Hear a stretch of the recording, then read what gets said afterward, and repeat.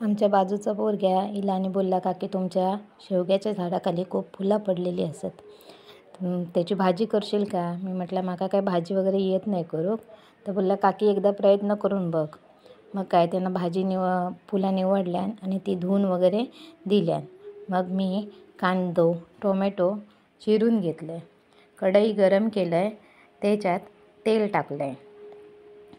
तेल गरम झाला तसा त्यात कांदो टाकला आहे. कांदो नरम होईपर्यंत परतून घेतला आहे. कांदो नरम झालो तसं त्याच्यात मी टोमॅटो टाकले. टोमॅटोसुद्धा नरम होईपर्यंत परतून घेतलं आहे.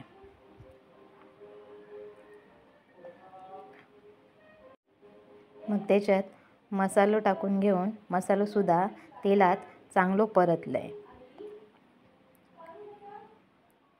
मग त्याच्यात फुलं टाकलं आहे. फुलंसुद्धा त्या मसाल्यात व्यवस्थित परतून घेतलं आहे. त्याच्यात मीठ टाकून पुन्हा ती भाजी ढवळून घेतलं आहे.